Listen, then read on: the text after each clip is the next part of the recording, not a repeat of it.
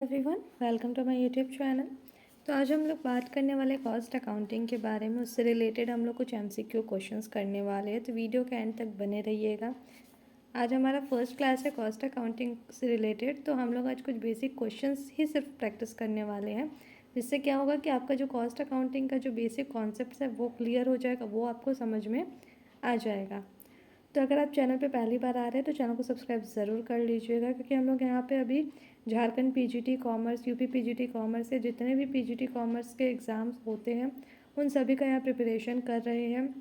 हम लोगों ने ऑडिटिंग से रिलेटेड ऑलरेडी प्रिपरेशन कर रखा है, वीडियोस मैंने ऑलरेडी बना रखा है। तो अगर आप लोगों ने नहीं देखा है तो जा कर के वो वीडियोस ज़रूर देखिएगा। वहाँ पे ऑडिटिंग के बेसिक से लेकर के सारे क्वेश्चंस वहाँ पे मैंने कवर अप कर रखे हैं। तो अगर आपको किसी भी तरह का डाउट रहता है तो जा कर के वो वीडियो देखिए, आपको सारे डाउट्स आपके क्लियर हो जाएंगे। सो चलिए वीडियो को स्टार्ट करते हैं। वीडियो को स्किप बिल्कुल भी मत कीजिएगा, पूरे एंड तक देखिएगा। यहाँ पे हम लोग सारा कुछ को डिटेल में कवर करते हैं। चलिए पहला क्वेश्चन देखते हैं। Elements of cost are material, labour, expenses या all of the above. Elements of cost are, तो कॉस्ट का क्या क्या एलिमेंट होता है? मटेरियल, लेबर, एक्सपेंसेस या सारे कुछ। तो इसका राइट आंसर हो जाएगा ऑल ऑफ दी अबव। तो जो एलिमेंट ऑफ कॉस्ट होता है वो होता क्या, उसका मतलब क्या होता है? तो इसका मतलब होता है जितने भी एक्सपेंसेस, क्या जितने भी एक्सपेंसेस जो कि गुड्स एंड सर्विसेज के प्रोडक्शन से रिलेटेड होते हैं उनको हम लोग एलिमेंट्स ऑफ कॉस्ट बोलते हैं। तो एलिमेंट्स ऑफ कॉस्ट क्या होगा? जो भी एक्सपेंसेस जो कि कंट्रीब्यूट करते हैं गुड्स एंड सर्विसेज के प्रोडक्शन में, उसको हम लोग एलिमेंट्स ऑफ कॉस्ट बोलते हैं। इसको हम लोग और क्या बोल सकते हैं? इसको हम लोग कंपोनेंट्स भी बोल सकते हैं। क्या बोल सकते हैं? कंपोनेंट्स, या तो फिर हम लोग इसको बोल सकते हैं एसेंशियल पार्ट्स भी बोल सकते हैं कॉस्ट ऑफ प्रोडक्ट का। Essential parts of cost of product. तो हम लोग एलिमेंट्स ऑफ कॉस्ट को दो तरह से बोल सकते हैं, कंपोनेंट्स एंड और essential parts of cost of the product. तो जो एलिमेंट ऑफ कॉस्ट होता है वो प्राइमरी क्लासिफिकेशन होता है कॉस्ट अकाउंटिंग का। और किस पे होता है? वो फैक्टर्स पे होता है जिस पे कि एक्सपेंडिचर इंकर्ड किया जाता है। तो बहुत सारे एलिमेंट्स होते हैं कॉस्ट के, जो कि हम लोग क्या करते हैं, उसको तीन पार्ट्स में डिवाइड करते हैं। तो कॉस्ट को हम लोग क्या करते हैं? तीन पार्ट्स में डिवाइड करते हैं। सबसे पहले आ जाता है मटेरियल, दूसरा में आता है लेबर और तीसरा में आता है एक्सपेंसेस। तो मटेरियल को फिर हम लोग दो पार्ट्स में डिवाइड करते हैं, डायरेक्ट मटेरियल और इनडायरेक्ट मटेरियल। वहीं हम लोग लेबर को भी दो पार्ट्स में डिवाइड करते हैं, एक होता है डायरेक्ट लेबर और एक होता है इनडायरेक्ट लेबर। उसी तरह से एक्सपेंसेस भी क्या है? दो पार्ट्स में डिवाइडेड है, पहला होता है डायरेक्ट एक्सपेंसेस और दूसरा होता है इनडायरेक्ट एक्सपेंसेस। तो जो भी इनडायरेक्ट कॉस्ट होता है, यानी कि जो इनडायरेक्ट मटेरियल होता है, इनडायरेक्ट लेबर या इनडायरेक्ट एक्सपेंसेस, वो सारे कहाँ पे आते हैं? वो ओवरहेड के टर्म के अंडर आते हैं। तो यदि आपसे पूछा जाए कि कॉस्ट कितने पार्ट्स में होते हैं या कितने एलिमेंट्स होते हैं, तो क्या होंगे? तीन पार्ट्स होते हैं, मटेरियल, लेबर और एक्सपेंसेस। और वही मटेरियल, लेबर और एक्सपेंसेस की हम लोग बात करें तो वो सब डिवाइडेड होते हैं टू पार्ट्स में, जिसमें होता है डायरेक्ट और indirect. Direct indirect material, direct indirect labour और डायरेक्ट इनडायरेक्ट एक्सपेंसेस। तो क्लियर है? तो सबसे पहले हम लोग जाने थे कि एलिमेंट्स ऑफ कॉस्ट होता क्या है। तो एलिमेंट्स ऑफ कॉस्ट होते हैं वो सारे एक्सपेंसेस जो कि कंट्रीब्यूट करते हैं गुड्स एंड सर्विसेज के प्रोडक्शन में। इसको हम लोग कंपोनेंट्स भी बोल सकते हैं और essential parts of cost of a product भी हम लोग इसको बोल सकते हैं। क्लियर है इतना? तो इसका राइट आंसर क्या हो जाएगा? इसका राइट आंसर हो जाएगा all of the above. Next question. The main objective of cost accounting is to maximize profit of the organization, determine the selling price of goods and services, provide information to management for decision making, help in valuation of inventory of finished goods.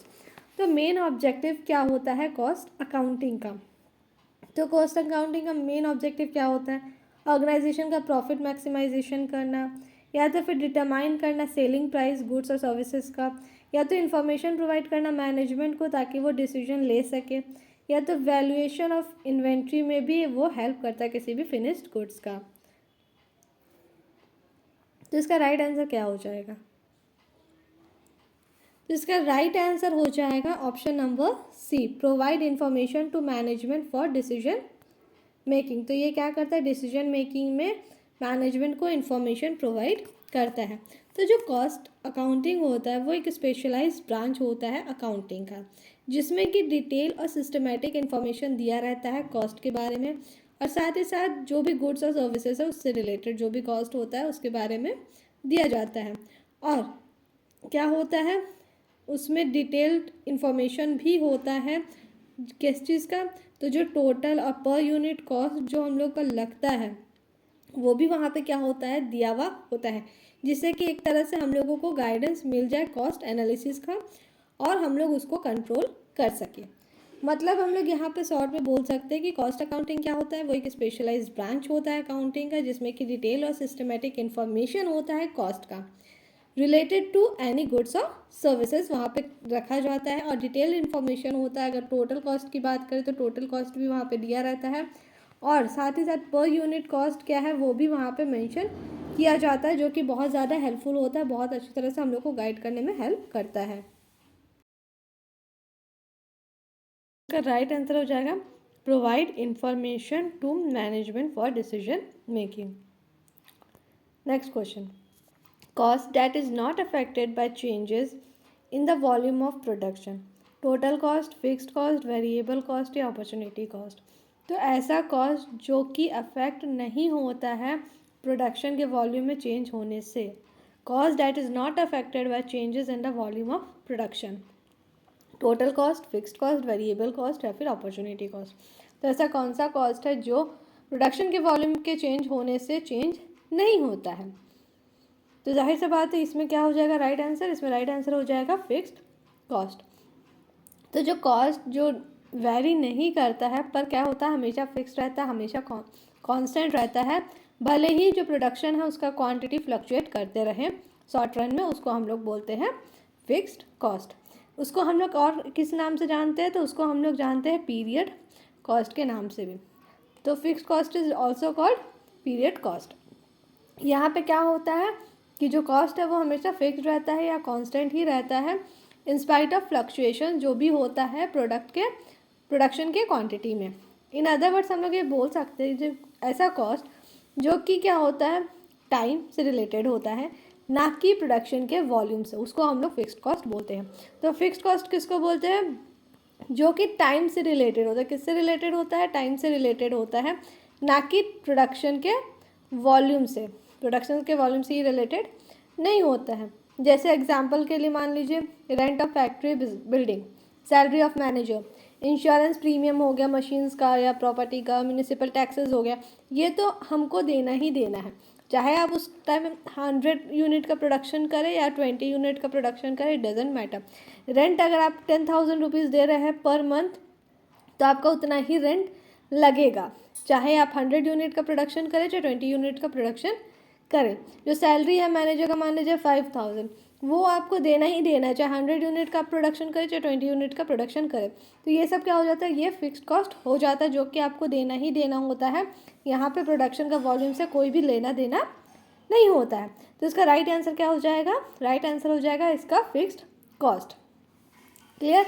Next question, cost accounting is part of managerial accounting, part of financial accounting, part of liability accounting, none of these. तो cost accounting क्या होता है, managerial accounting का वो part है, financial accounting का part है, liability accounting का पार्ट है, या नन ऑफ दीज।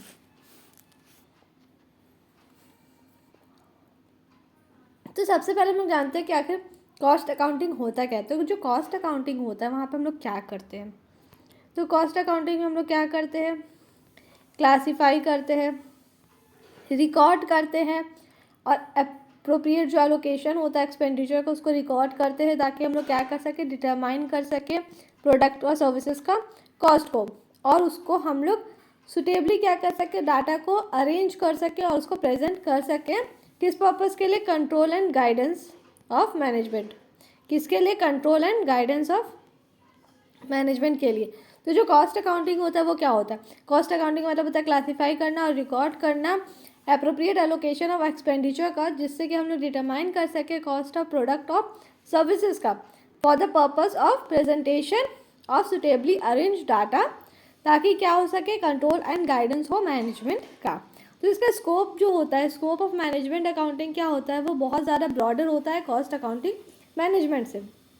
तो अगर हम लोग बात करें कि जो मैनेजमेंट अकाउंटिंग है उसका स्कोप क्या होता है, तो उसका स्कोप ज़्यादा होता है कॉस्ट अकाउंटिंग से। मैनेजमेंट अकाउंटिंग का स्कोप जो होता है वो ब्रॉडर होता है कॉस्ट अकाउंटिंग से, क्योंकि जो मैनेजमेंट का अकाउंटेंसी है वो क्या करता है, यूटिलाइज करता है प्रिंसिपल और प्रैक्टिसेस को फाइनेंशियल अकाउंटिंग और कॉस्ट अकाउंटिंग का। मतलब कहीं ना कहीं मैनेजमेंट अकाउंटिंग में कॉस्ट अकाउंटिंग इंक्लूड हो जाता है। तो जो कॉस्ट अकाउंटिंग है और मैनेजमेंट अकाउंटिंग है वो क्या है, इंटरडिपेंडेंट है और ग्रेटली रिलेटेड होता है एक दूसरे से, इनसेपरेबल है, उनको अलग नहीं किया जा सकता है। तो जो कॉस्ट अकाउंटिंग होते हैं वो एक तरह से हम लोग बोल सकते हैं इनडायरेक्ट पार्ट होते हैं फाइनेंशियल अकाउंटिंग का, पर डायरेक्ट पार्ट होते हैं मैनेजमेंट अकाउंटिंग का। तो इससे आप लोगों को क्लियर हो गया होगा कि कॉस्ट अकाउंटिंग होता क्या है। अगर हम लोग इनडायरेक्टली अगर बात करें तो वो इनडायरेक्टली पार्ट होता है फाइनेंशियल अकाउंटिंग का, लेकिन अगर हम लोग बात करें कि वो डायरेक्टली किस चीज़ का पार्ट होता है, तो डायरेक्टली पार्ट होता है मैनेजरियल अकाउंटिंग का, क्योंकि वो मैनेजमेंट अकाउंटिंग का एक तरह से पार्ट होता है। वो मैनेजमेंट अकाउंटिंग के साथ क्या होता है, मैनेजमेंट अकाउंटिंग के साथ वो इंटर रिलेटेड होता है। क्या होता है, इंटर रिलेटेड होता है, इंटर रिलेटेड, इंटरडिपेंडेंट भी होता है कहीं ना कहीं, और साथ ही साथ इनसेपरेबल भी होता है। तो जो कॉस्ट अकाउंटिंग और मैनेजमेंट अकाउंटिंग है वो एक दूसरे के साथ उनका डायरेक्ट रिलेशन होता है। क्लियर है इतना। अब नेक्स्ट क्वेश्चन, तो इसका राइट आंसर हो जाएगा part of management, part of managerial accounting. Next, cost which are recorded in the books after expenditure is incurred but before profit is realized. Cost, total cost, estimated cost, unfinished cost या standard cost. तो ऐसा cost जो कि record किया जाता है books में expenditure के होने के बाद लेकिन प्रॉफिट के रिलीज होने से पहले। मतलब एक्सपेंडिचर हो गया, उसके बाद क्या हो रहा है, रिकॉर्डिंग हो रहा है, लेकिन किसके पहले हो रहा है, तो प्रॉफिट रिलीज होने से पहले। मतलब एक तरह से रिकॉर्डिंग क्या हो रहा है, बीच में हो रहा है एक्सपेंडिचर और प्रॉफिट के। तो उसको हम लोग क्या बोलेंगे, टोटल कॉस्ट बोलेंगे, एक्सपेंडिचर कॉस्ट, अनफिनिश्ड कॉस्ट या फिर स्टैंडर्ड कॉस्ट। तो इसका राइट आंसर हो जाएगा अनफिनिश्ड कॉस्ट। क्या हो जाएगा इसका राइट आंसर, अनफिनिश्ड कॉस्ट। तो ऐसा कॉस्ट जो कि रिकॉर्ड किया जाता है बुक्स में एक्सपेंडिचर होने के बाद पर प्रॉफिट रिलीज होने से पहले, उसको अनफिनिश्ड कॉस्ट बोलते हैं। और टोटल कॉस्ट किसको बोलते हैं, अनफिनिश्ड कॉस्ट हम लोग को समझ में आ गया कि क्या होता है। टोटल कॉस्ट क्या होता है, टोटल कॉस्ट होता है जो भी टोटल एक्सपेंडिचर होते हैं, अमाउंट होता है जो टोटल एक्सपेंडिचर का, जो कि प्रोडक्शन और सेल्स में इंकर्ड होता है। मतलब एक तरह से टोटल एक्सपेंडिचर हो गया, टोटल कॉस्ट क्या हो गया, एक तरह से टोटल एक्सपेंडिचर जो कि गुड्स का क्या होता है, प्रोडक्शन और सेल्स में इंकर्ड होता है, उसको हम लोग बोलते हैं टोटल कॉस्ट। क्लियर है। तो इसका राइट आंसर क्या हो जाएगा, इसका राइट आंसर हो जाएगा unfinished cost. Next question, cost accounting originated with the aim of to remove the shortcomings of financial accounting, to remove the shortcomings of managerial accounting, to remove the shortcomings of standard accounting या none of these। तो cost accounting originate क्यों हुआ, उसका main मकसद क्या है, main M क्या है, रिमूव करना फाइनेंशियल अकाउंटिंग का जो भी शॉर्टकम्स है उसको, मैनेजरियल अकाउंटिंग के शॉर्टकम्स को रिमूव करना या स्टैंडर्ड अकाउंटिंग के शॉर्टकम्स को रिमूव करना या फिर नन ऑफ दिस। क्या होगा इसका राइट आंसर। अगर वीडियो आप लोगों को हेल्पफुल लग रहा है, वीडियोस आपको समझ में आ रहे हैं, कॉन्सेप्ट क्लियर हो रहे हैं, तो वीडियो को लाइक ज़रूर कीजिए, अपने फ्रेंड्स के साथ भी वीडियो को ज़रूर शेयर कीजिएगा, शेयर करना बिल्कुल भी ना भूलें। और अगर अभी तक आप लोगों ने चैनल को सब्सक्राइब नहीं किया है तो चैनल को सब्सक्राइब भी ज़रूर कर लीजिए, ताकि आने वाले टाइम में और भी आप लोगों के लिए जब मैं वीडियोस लेकर के आऊँ उसके बारे में आपको नोटिफिकेशन मिले, आप उसके लिए अच्छी तरह से और तैयारी कर सकें। साथ ही साथ अगर किसी भी तरह का डाउट रहता है तो कमेंट करके ज़रूर पूछिएगा। तो चलिए अब आते हैं हमारे क्वेश्चन पे। तो कॉस्ट अकाउंटिंग क्यों ऑरिजिनेट किया गया है, उसका मेन एम क्या है। तो उसका मेन एम है कि जो फाइनेंशियल अकाउंटिंग के शॉर्टकमिंग्स है उसको रिमूव करना। तो जो कॉस्ट अकाउंटिंग है वो ऑरिजिनेट हुआ है या डेवलप हुआ है, उसका मेन एम होता है फाइनेंशियल अकाउंटिंग के शॉर्टकमिंग्स को रिमूव करना, साथ ही साथ क्या करना, मोर ट्रांसपेरेंसी लेकर के आना। क्या लेके आना, ट्रांसपेरेंसी लेकर के आना। ट्रांसपेरेंसी का मतलब होता है कि सारा कुछ क्या हो, ट्रांसपेरेंट हो, सब कुछ पता हो। सभी कोई को, और साथ ही साथ क्या हो, सिंप्लिसिटी भी ले करके आना। तो जो ऑब्जेक्टिव होता है फाइनेंशियल अकाउंटिंग का वो ये होता है कि वो फाइनेंशियल पोजीशन को दिखाता है किसी भी ऑर्गेनाइजेशन को। पर जो कॉस्ट अकाउंटिंग का ऑब्जेक्टिव होता है वो ये होता है कि वो डिटरमाइन करता है और कंट्रोल करता है कॉस्ट को। ये चीज़ याद रखिएगा कि जो फाइनेंशियल अकाउंटिंग होता है, क्या होता है, फाइनेंशियल अकाउंटिंग होता है वो फाइनेंशियल पोजीशन को दिखाता है।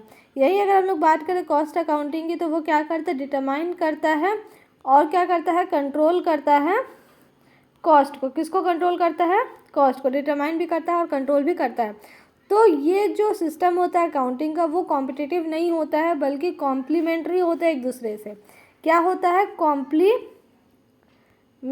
होता है। ये कॉम्पिटिटिव बिल्कुल भी नहीं होता है इस तरह का सिस्टम अकाउंटिंग का, ये हमेशा कॉम्प्लीमेंट्री होता है एक दूसरे से। जिसका राइट आंसर हो जाएगा to remove the shortcomings of financial accounting. तो फाइनेंशियल अकाउंटिंग का क्या मेन ऑब्जेक्टिव होता है कि फाइनेंशियल पोजीशन बताना किसी भी ऑर्गेनाइजेशन का, और कॉस्ट अकाउंटिंग क्या करता है, वो डिटरमाइन करता है और कंट्रोल करता है कॉस्ट को। तो इसका राइट आंसर हो जाएगा to remove the shortcomings of financial accounting. Next question, the head office of the institute of cost and work accountants of India is located at Kolkata, Mumbai, Delhi, Allahabad. तो जो हेड ऑफिस है institute of cost and work accountant का वो कहाँ पे located है, कोलकाता, मुंबई, दिल्ली या इलाहाबाद। तो इसका राइट आंसर क्या हो जाएगा, इसका राइट आंसर हो जाएगा इलाहाबाद। तो ICWA का जो हेड क्वार्टर है वो कोलकाता वेस्ट बंगाल में है। और ये कब इस्टेब्लिश हुआ था, तो ये इस्टेब्लिश हुआ था मई 28, 1959 में। क्लियर है। तो इसका राइट आंसर हो जाएगा कोलकाता। और ये कब इस्टेब्लिश हुआ था, 28 मई 1959 में। Next question, the material utilization rate is the most important factor in determining which of the following, maximum limit, minimum limit, reordering level, all of the above. तो जो मटेरियल यूटिलाइजेशन रेट होता है वो एक इंपॉर्टेंट फैक्टर होता है किस चीज़ को डिटरमाइन करने के लिए, मैक्सिमम लिमिट को बताने के लिए, मिनिमम लिमिट को, रीऑर्डरिंग लेवल को, या फिर ऑल ऑफ द अबव। तो इसका राइट आंसर क्या हो जाएगा।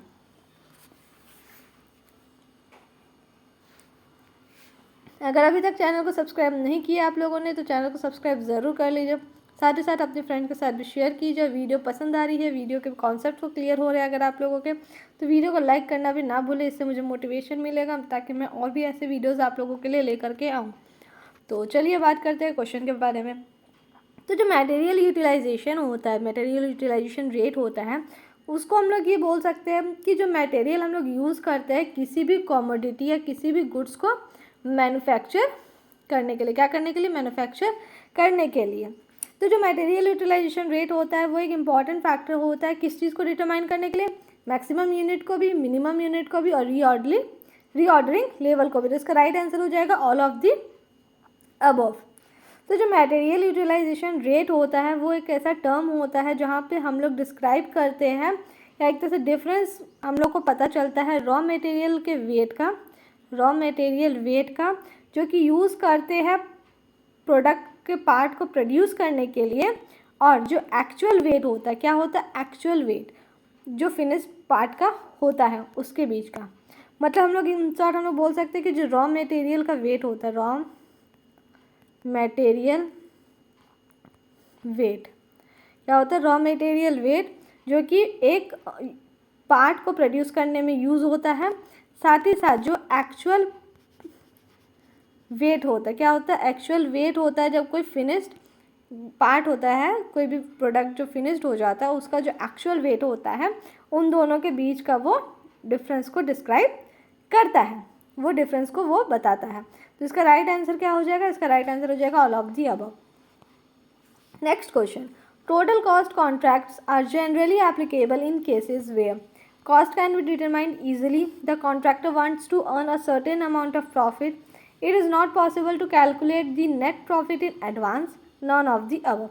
तो जो टोटल कॉस्ट कॉन्ट्रैक्ट्स होता है वो जनरली एप्लीकेबल कौन से केसेस में होता है, जब कॉस्ट को एस्टिमेट करना इजी होता है तब, या फिर जब कॉन्ट्रैक्टर चाहता है कि एक सर्टेन अमाउंट वो प्रॉफिट के तौर पे अर्न कर सके, या फिर कैलकुलेट जो नेट प्रॉफिट होता है उसको एडवांस में कैलकुलेट कर पाना पॉसिबल नहीं हो पाता इसलिए ऐसा होता है, या फिर नन ऑफ दीज।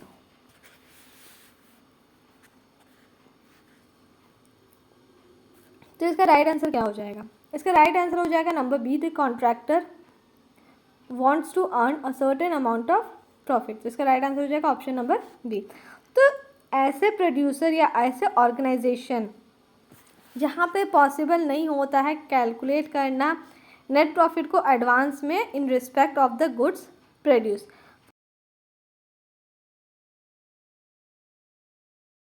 चलिए next question, period costing means. तो पीरियड कॉस्टिंग का मतलब क्या होता है? Fixed cost, time cost, fixed cost, variable cost या सेमी वेरिएबल कॉस्ट। तो फिक्स्ड कॉस्ट का मतलब क्या होता है? हम लोग एक क्वेश्चन में ऑलरेडी ये चीज़ डिस्कस कर चुके हैं कि किस कॉस्ट को हम लोग पीरियड कॉस्टिंग भी बोलते हैं। Prime costing, fixed costing, variable costing या सेमी वेरिएबल कॉस्ट। तो किसको बोलते हैं पीरियड कॉस्ट? तो हम लोग फिक्स्ड कॉस्ट को बोलते हैं पीरियड कॉस्ट। क्लियर है? तो आज के लिए बस इतना ही। किसी भी तरह का डाउट हो तो कमेंट करके ज़रूर पूछिएगा। चैनल को सब्सक्राइब अभी तक नहीं किया है तो चैनल को सब्सक्राइब कर लीजिए, फ्रेंड्स के साथ वीडियो को शेयर कीजिए और वीडियो को लाइक करना ना भूलिए। Thank you.